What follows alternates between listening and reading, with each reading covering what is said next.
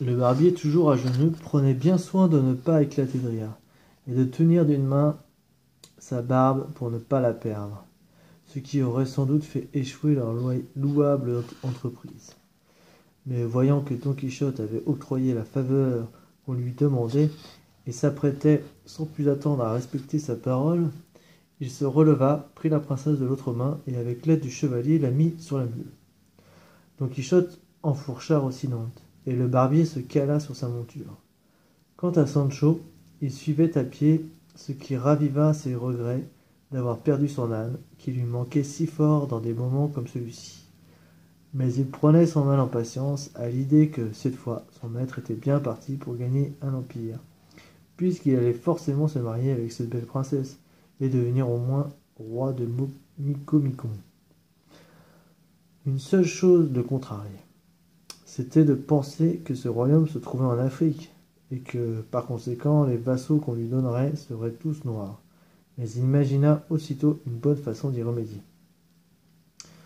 Qu'est-ce que ça peut faire, se disait-il, que ce soit des noirs? Je les emporterai avec moi en Espagne pour les vendre.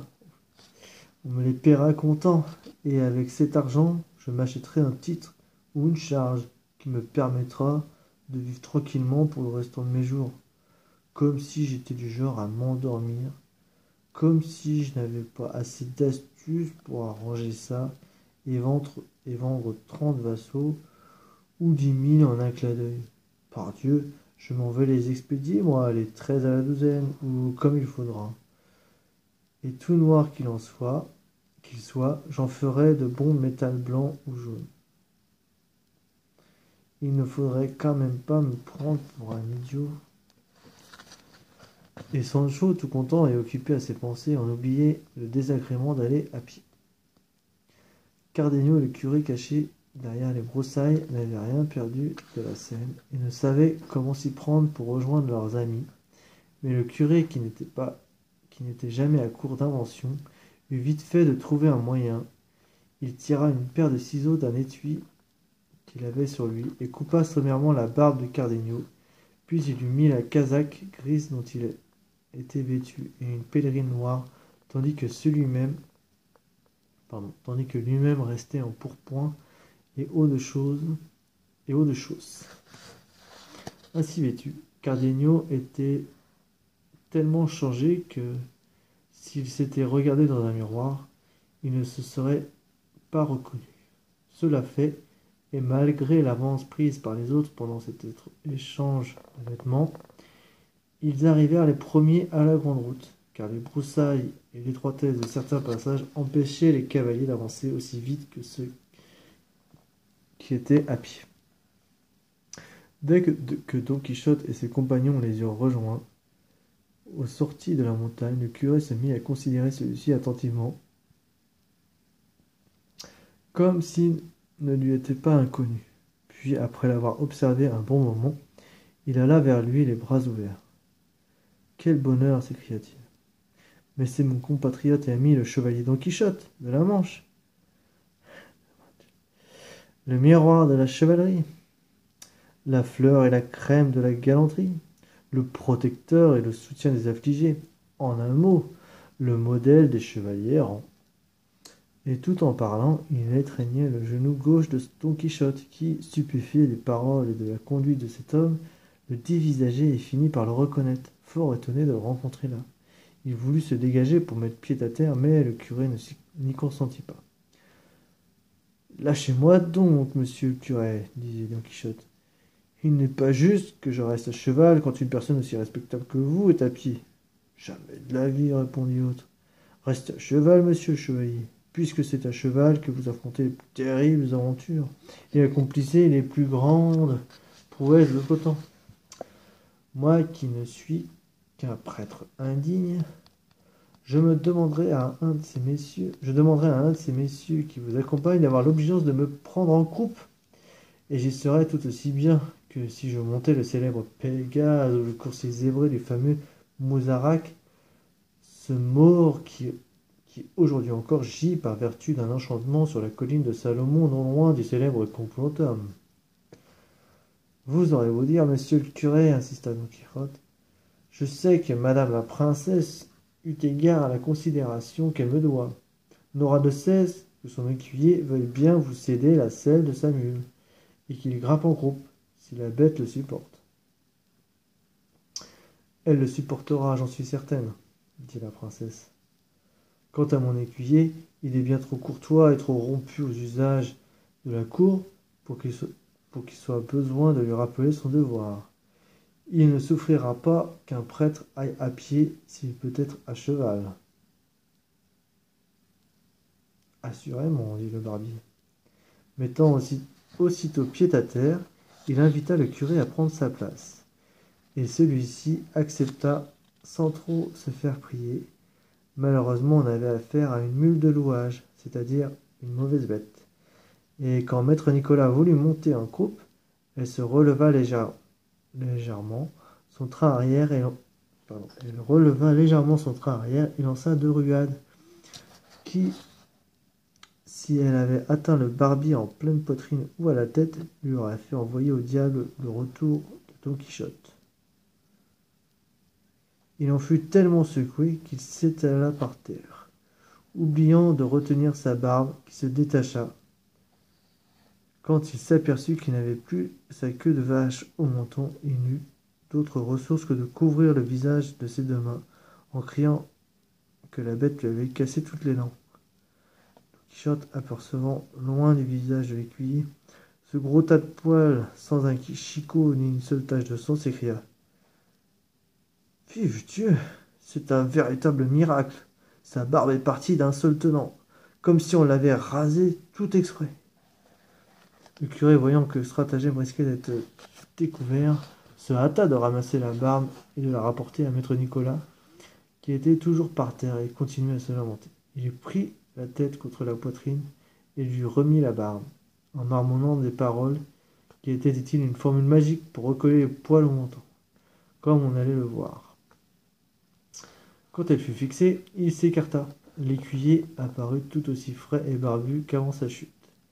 Stupéfait, Don Quichotte pria le curé de lui apprendre cette formule, car il se doutait bien qu'il n'avait pas pour seule vertu de recoller des barbes, puisqu'il était clair que là où le poil avait été arraché, la chair devait être vive et meurtrie. Et puisque la guérison était complète, c'est que l'on ne pouvait lui reconnaître d'autres applications tout aussi profitables. Le curé en convint et promit à Don Quichotte de lui apprendre la formule à la première occasion. On décida pour finir que le curé monterait seul sur la mule, et que Cardenio et le barbier se relaieraient pour prendre sa place, jusqu'à l'arrivée de l'auberge qui devait être à 2 lieues de là. Ils étaient donc 3 à cheval, Don Quichotte, la princesse et le curé, et 3 à pied, Cardenio, le barbier et Sancho Panza.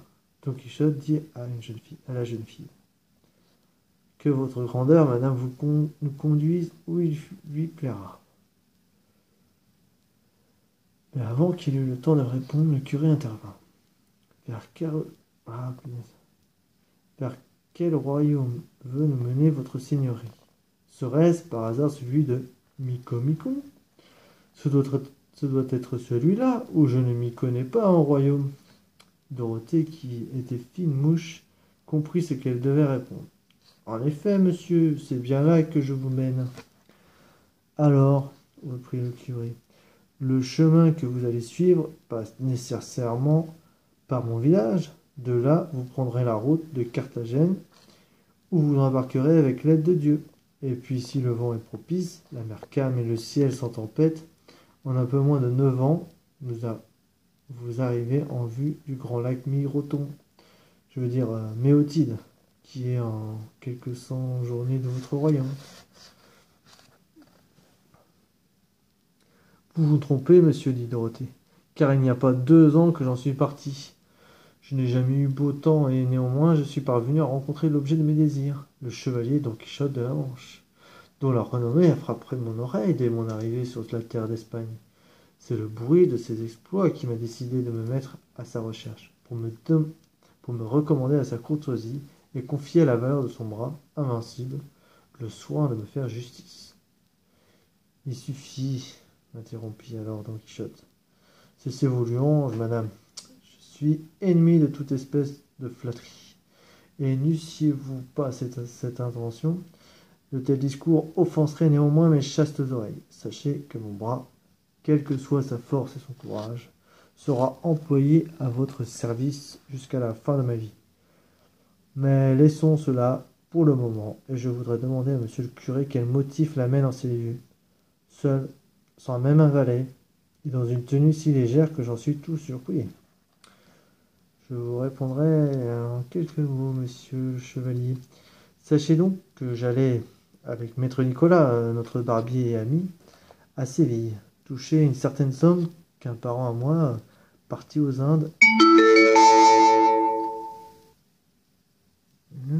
il y a quelques années, m'avait envoyé. Elle s'élevait à quelques 60 000 pièces de 8 réaux en argent monnayé, ce qui n'est pas négligeable. Hier, en passant par ici, nous avons été attaqués par 4 voleurs de grand chemin, qui nous ont pris jusqu'à la barbe, se voyant ainsi dégarnis. Se voyant ainsi dégarnis, le barbier a trouvé plus convenable d'emporter une postiche. Quant à ce jeune homme que vous voyez, montrant Cardenio, ils l'ont laissé nu comme un ver. Et le plus fort, c'est que le bruit court dans tous les environs que nos assaillants sont des forçats, libérés dans ces mêmes parages par un homme si valeureux qu'en dépit du commissaire et des gardiens, il a réussi à les débarrasser de leur chaîne. Cet homme n'avait sans doute plus toute sa raison, ou bien lui aussi est un gredin. Il faut n'avoir ni âme ni conscience pour lâcher le loup dans la bergerie, le renard dans le poulailler, et la mouche dans le miel. Pour spoiler, non, c'est pas ça, c'est pour spolier la justice, agir contre son roi et enfreindre ses justes ordonnances. En se conduisant de la sorte, cet homme a ôté aux galères les bras qui les font avancer.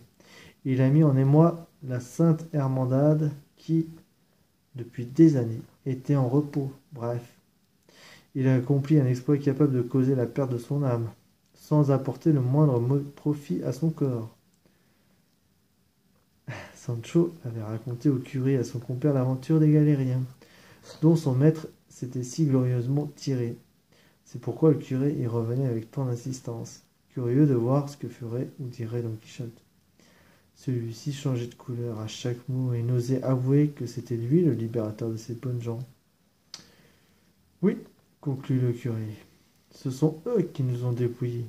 Dieu veuille dans son infinie miséricorde pardonner à celui qui les a soustraits au juste châtiment de leurs crimes. Alors, fin du chapitre 29.